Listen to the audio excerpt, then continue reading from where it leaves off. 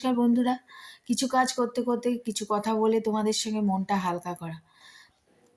2021-এর 28শে জানুয়ারি আজকের দিনই আমার হাজব্যান্ড চলে গেছিলেন। আজ কিন্তু 4 বছর হয়ে গেল। মনে হয় যেন সেই দিনের কথা, তাই না? ওই যে সময় চলিয়া যায় নদীর স্রোতের বায়, এখনও মনে পড়ে সেই বিয়ের দিনগুলো, কিন্তু কিছু করার নেই। তো ওই জন্য আজকে একটু মালা এনেছি, গলায় পরাতে হবে তো। আমি আবার হাত পাই না, ফটোটা অনেক উঁচুতে, ছেলে এসে পরিয়ে দেবে। ছেলে একটু কাছাকাছি কাজ আছে বলে এসে পরিয়ে দেবে।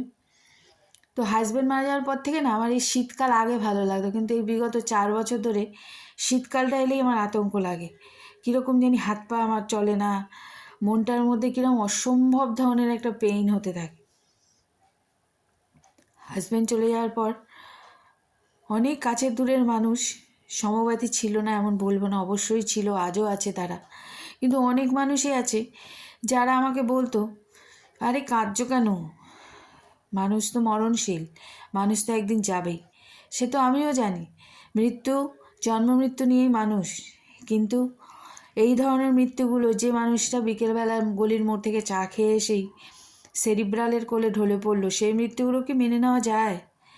আবার অনেকে বলেছে, হাজব্যান্ড যেহেতু সেন্ট্রাল গভর্নমেন্টে চাকরি করতেন, পেনশন পাবো আর কি, এটা জানতো পেনশনে, বলতো দেখো তোমার তো পয়সা কড়ির অভাব হবে না, তুমি তো পেনশনটা পাবে, তাহলে আর এত মন খারাপের কেন করছো? তাদের কি করে বোঝাই বলো তো? এই ধরনের কথাতে আরও কতটা পেইন বাড়ে। দেখো, তোমরা কারোর সমব্যথী না হতে পারো তার দুঃখে, অন্তত এই ধরনের কথা বলে তার পেইনটাকে আরও বাড়িয়ে তোলো না প্লিজ।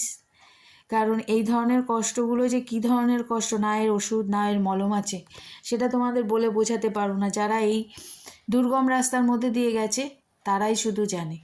অ্যাকচুয়ালি কি, যতই দুর্গম রাস্তা হোক, তুমি যখন দেখবে হেঁটে এসে কাউকে বর্ণনা করবে, জানিস রাস্তাটা কতটা দুর্গম, ওখান দিয়ে আসতে হলে প্রতি মুহূর্তে আমার ভয় লাগছিল, হাত পা কাঁপছিল।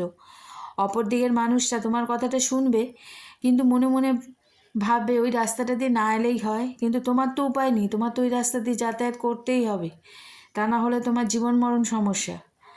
কিন্তু যেদিন সে অপর দিকের মানুষটা ওই কঠিন রাস্তাটা দিয়ে হাঁটে, তখন কিন্তু সেদিন সে বোঝে যে সত্যি রাস্তাটা কতটা দুর্গম।